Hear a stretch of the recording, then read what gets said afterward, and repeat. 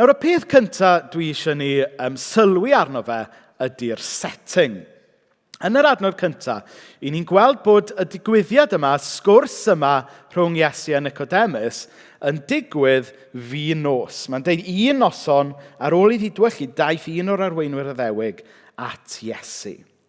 Felly, dydy hwn ddim yn sgwrs gyhoeddus o flaen tyrfa nghwrt y deml neu allan ar y stryd.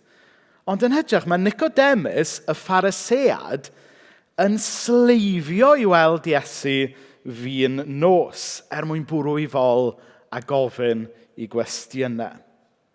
A mae yna link, dwi'n meddwl, rhwng y ffaith bod Nicodemus yn Pharisead a'r ffaith bod e wedi gorfod sleifio fi nos i gael y sgwrs yma efo Iesu. Oherwydd, fel Pharisead, oedd Nicodemus fod yn ddyn oedd yn gwybod yr atebion i gyd. Y Pharisead oedd y bobl oedd yn gofyn cwestiynau i bobl eraill, nid yn bobl oedd fel arfer gyda cwestiynau i hunain. Felly, yn y gymdeithas Iddewig, y Phariseaid oedd y bobl bwysig. Nhw oedd yr experts yn y gyfraith. Nhw oedd yr experts yn y cyfreithiau crefyddol. Ond eto, oedd Nicodemus fan hyn yn gwybod bod ddim ganddo fe'r atebion i gyd. Ac mewn gwirionedd, oedd ganddo fe gwestiynau. Ond oherwydd pwy oedd e, oherwydd ei statws e, oherwydd ei rôl e fel Pharisead, doedd e methu jyst gofyn i Iesu flaen pawb, ond hytrach oedd rhaid iddo sleifio fi nos i gael y sgwrs yma efo Iesu.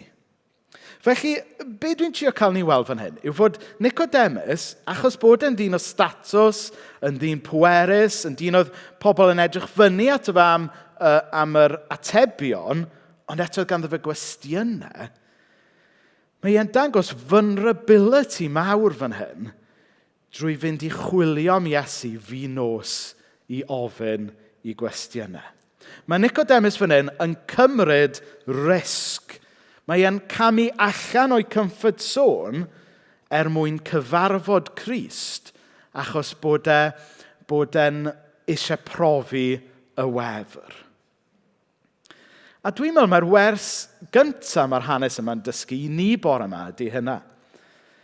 Sef, os ydyn ni o ddifri ynglyn â cael yn ail-eni, cyfarfod Crist a profi i wefr, falle bod angen i ni gymryd risg. Falle bod angen i ni gamu allan o rwle le da ni'n gyfforddus mwyn mynd i rwle anghyfarwydd.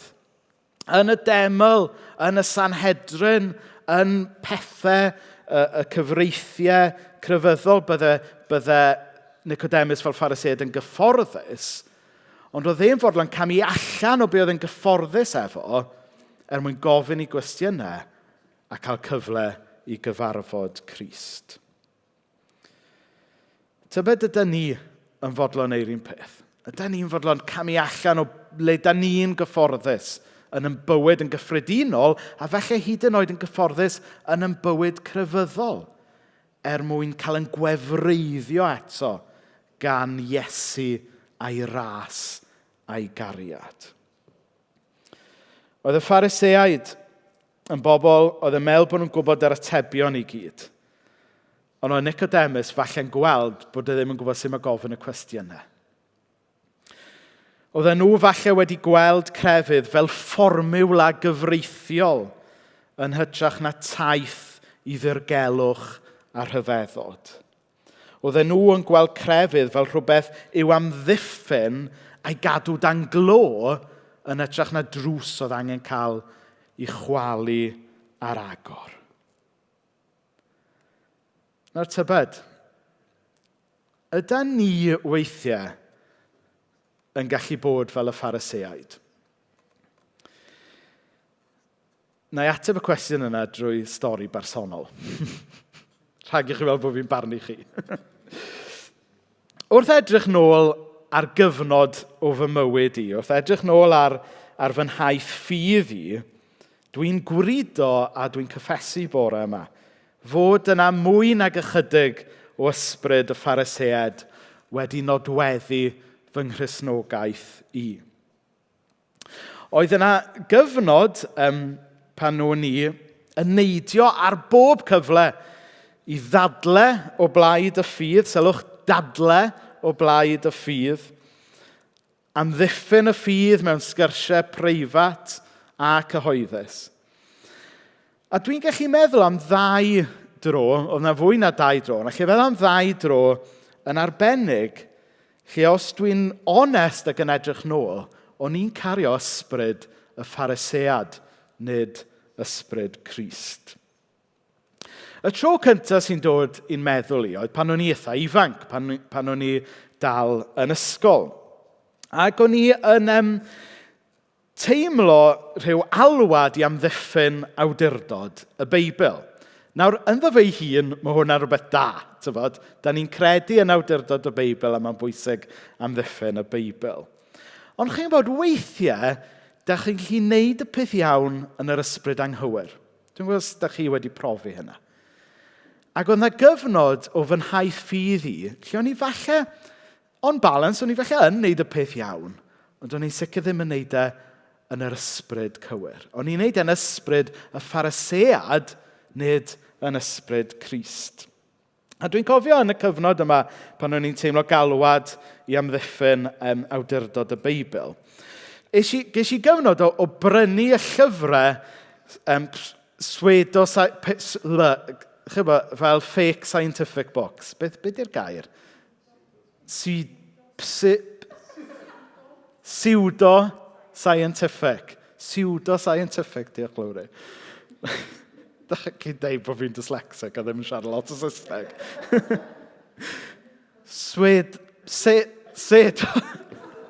Basically fel y fake scientific books yma, ti'n gwybod. Oedd yn trio fel plygu gwyddoniaeth i ffitio mewn efo'r Beibl.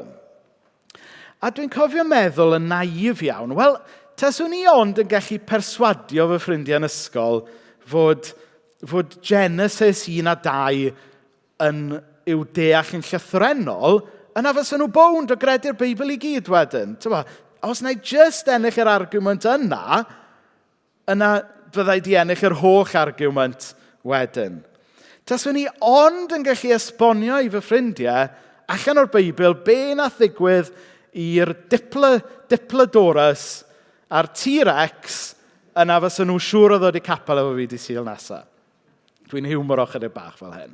Ond dyna oedd y thought process yn i'n mynd trwy ddo. O'n i'n meddwl, taswn ni ond yn ennill yr argument, fysa pobl wedyn yn dod i gredu yn Iesu.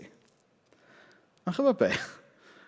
Oedd evangelism strategy fi, surprise, surprise, ddim yn llwyddiannus.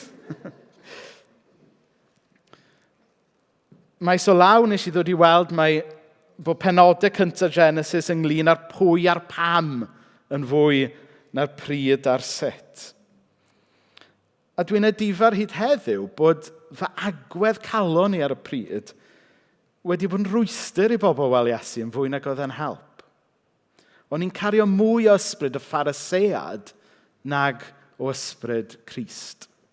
So hwnna'n un cyfnod o fy mywyd i. Dwi'n edrych nôl arno ac yn edifarhau amdano fe. Oedd yr ail ddigwyddiad, nath hwn digwydd tua 15 mlynedd yn ôl pan o'n i yn student. A dwi'n cofio darllen y cylchgrawn golwg. Golwg yn cylchgrawn Cymraeg sy'n cael ei cyhoeddi pob wythnos. A fe gyhoeddodd y ficer a'r dramodydd Ale Jones Williams erthygl yn golwg, neu oedd e'n erthygl amdano fe neu rhywbeth, neu cyfweliad gyda fe. Ac yn yr erthygl yma, oedd Ale Jones Williams, oedd e'n gwadu rhai pethau o'n i'n ystyried yn gwbl ganolog i'r ffydd Gristnogol. Ac o'n ni yn ddigon i feddwl mod i fyfyriwr ifanc, tamboeth, bod genna i hawl i sgwennu llythyr mewn i golwg yn esbonio i'r byd sut oedd Ale Jones Williams yn hollol wrong. A fe nath golwg gyhoeddi y llythyr yma. Ac o'n ni yn meddwl, waw, I have made it. Fi ydy'r peth gorau am y Cristnogaeth Cymraeg di gweld ers William Morgan. O'n i'n disgwyl i'r ymddiriedolaeth genedlaethol ddanfon a chweddi tîm awr Wefr nant i fi. O'n i'n barod i symud mewn. Rhai misoedd wedyn, nes i ffeindio'n hunan lawr yn Llanelli, yn cymryd rhan mewn rhaglen drafodaeth ar y teledu. A heb o fi'n gwybod, pwy arall oedd yn cymryd rhan ar y rhaglen yma, oedd neb llai na Cael Jones-Williams. Ac ar y noson, eto'n llawn o fy malchder ysbrydol, nes i just ysgoi Aled. Nes i roi rhyw evangelical snub iddo fe. O'n i'n meddwl mai dyna o'n i fod wneud. O'n i'n meddwl bod fi fod torri fy hun i ffwrdd o bobl o'n i ddim yn cytuno gyda. O'n i'n meddwl mai dyna oedd sefyll dros y gwirionedd. Ond wedyn, y bore wedyn, yn y Stradi Park Hotel, lle oedd y cwmni teledu wedi rhoi ni i aros, neis iawn, by the way. Pwy gerddo mewn i'r stafell ffrecwast? Ond Cael Jones-Williams. Ac oedd e'n chwilio am lift nôl i'r gogledd. Ac o'n i, just yn bita fy'n host, yn ignorio'r conversation yma oedd yn digwydd draw fan hyn. A rhywun dweud, mae Rhys yn gyrru trwy Porthmadog. Aled, gall ni fynd efo Rhys. A wedyn dyna lle o'n i yn wynebu taith 4 awr yn y car, gyda'r dyn yma, o'n i wedi bod yn slandro'n gyhoeddus yn golwg. Ond chi fod be? Fe gaethon ni 4 awr difyr a braf iawn gyda'n gilydd. Mai fi oedd yr union gredwr, mai fi oedd yn credu'r pethau cywir i gyd, fi oedd yn credu'r athrywieithau cywir a'r syniadau cywir, Aled oedd yn dangos tosturi a gras. A nath hwnna argraff ddofn arno fi. Nath e wneud i fi sylwi fod bod yn Gristion yn fwy na jyst credu y pethau cywir. Bod e hefyd ynglyn â cario ysbryd Crist. I ddeud y gwir, bod e fwy i wneud â cario ysbryd Crist na credu syniadau cywir. Mae credu syniadau cywir yn bwysig. Peidiwch cael fi'n wrong. Dyna pam dwi wedi dechrau cael ni adrodd y credo apostolaidd pan da ni'n dathlu'r cymyn ac yn y blaen. Mae credu pethau cywir yn bwysig. Ond os da ni just yn credu'r pethau cywir, heb hefyd cerdded yn ysbryd Crist, yna da ni yr un mor wael a'r Phariseaid. Hyd heddiw, dwi dal yn anghytuno gyda Aled ar bethau pwysig ynglyn â'r ffydd Gristnogol. Ond y diwrnod yna, nes i sylweddoli hefyd bod angen i fi gael fy ail-eni. Os chi'n deall beth sydd gyda fi. O'n i wedi cael fy ail-eni pan o'n i'n iau. Pan ddes i gredu yn Iesu am y tro cyntaf. Ond oedd dal gwaith gan Dduw i wneud yno fi. O'n i angen cael fy ail-eni. A dyna erbyn hyn sut ydw i yn deall be mae'r Beibl yn dweud ynglyn â ail-eni.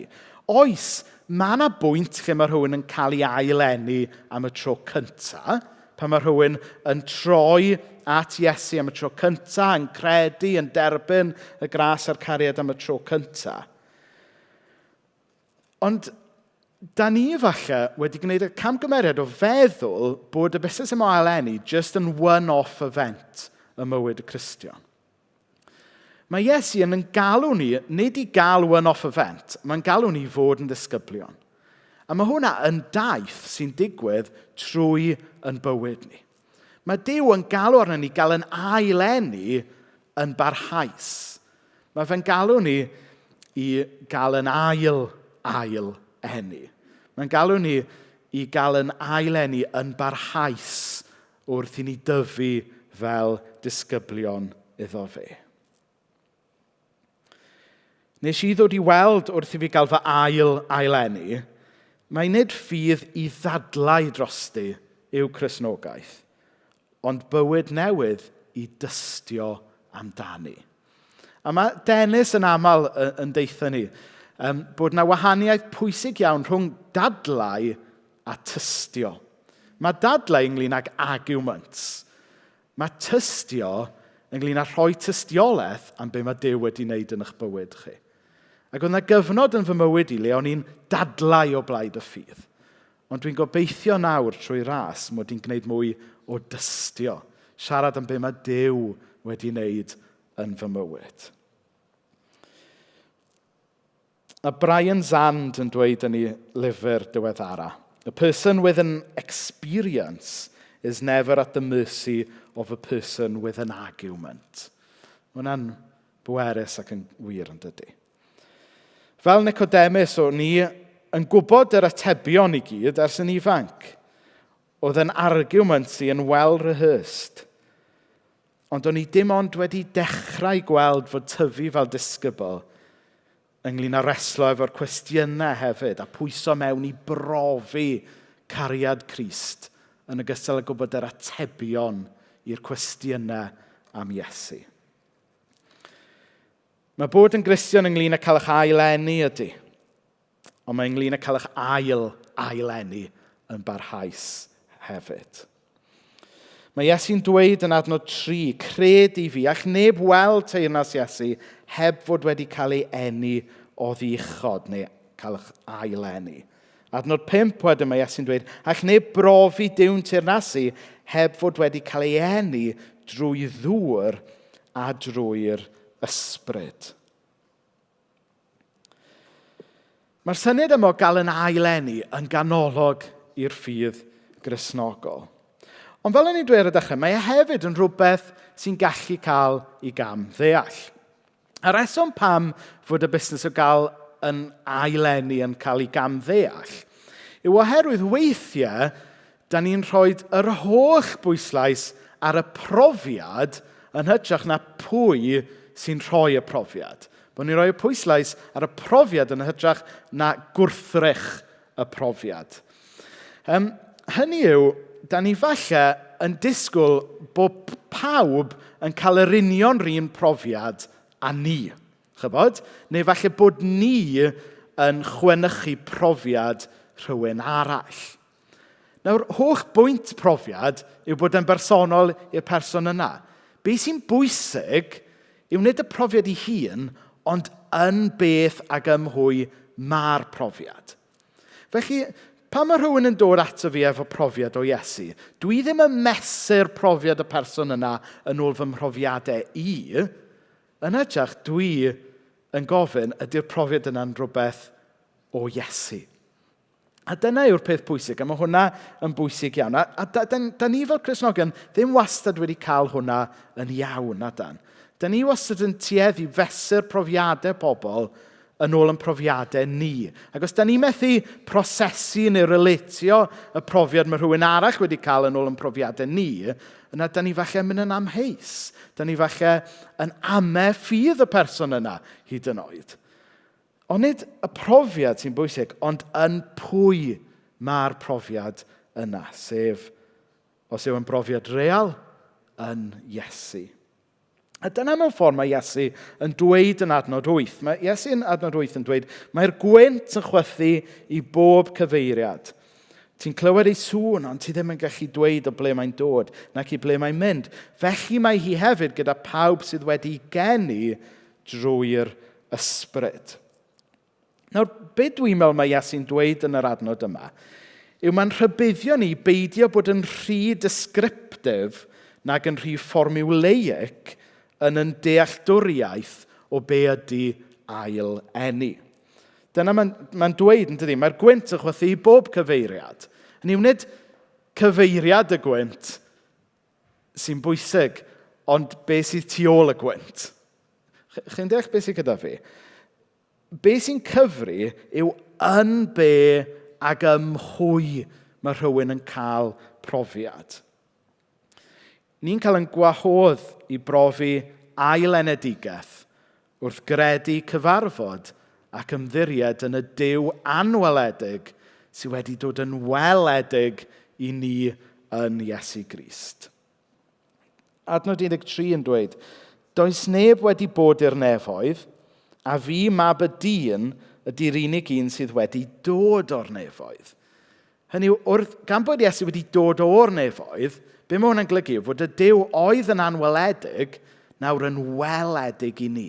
Da ni'n gallu gweld a profi Duw wrth gyfarfod Iesu Crist. Dyna yw'r allwedd i ail-enedigaeth. Cael profiad o'r Duw anweledig sydd wedi dod yn weledig yn Iesu. A wedyn mae'r hanes yn gorffen, bydd pawb sy'n credu yno fi yn cael bywyd tragwyddol. So, da ni wedi cael y profiad yma o ail-enedigaeth neu ail-enedigaeth. Da ni yn cael profiad mwy a mwy sy'n mynd i roi bywyd tragwyddol i ni. Bywyd sydd yn para am byth. Bywyd fydd yn para ymlaen i'r ddeiar a'r nefoedd newydd. Nawr bydd y ddeiar newydd a'r nefoedd newydd felly yn llawn pobl a stori wahanol ynglŷn â cyfarfod yr un person. Dwi'n siŵr os ydych chi wedi cael, pan ydych chi'n ffeindio allan bod ganddoch chi ffrind yn gyffredin efo rhywun, ond bod chi ddim yn gwybod hynna'n flaenorol, wedyn be ydych chi'n neud yn syth ben ydy rhannu storis am y person yna. A falle bod nhw'n storis gwahanol, chybod, achos falle bod chi'n adnabod y person drwy eich gwaith, ond bod y person arall yn adnabod y person drwy bod nhw'n perthyn neu rhywbeth. So mae gennych chi storis gwahanol, ond maen nhw'n storis gwahanol am yr un person. A'r person yna ydy'r peth canolog. A fydd y ddeiar newydd a'r nefoedd newydd yr un peth. Bydd ganddo ni gyd storis wahanol i rannu, ond am cyfarfod yr un person. Ac felly, os ydy'r eglwys fod yn ragflas o'r nefoedd, dyle'r eglwys hefyd fod yn le saff i ni rannu storis gwahanol ynglŷn â cyfarfod yr un person, sef Iesu.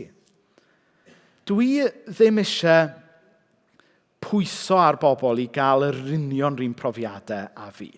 Falle wrth rannu rai o fy storis i bore yma, bod rhai o'n chi'n gallu relatio i rai o fy storis i, ond dwi'n eisiau chi gael fy mhrofiadau i.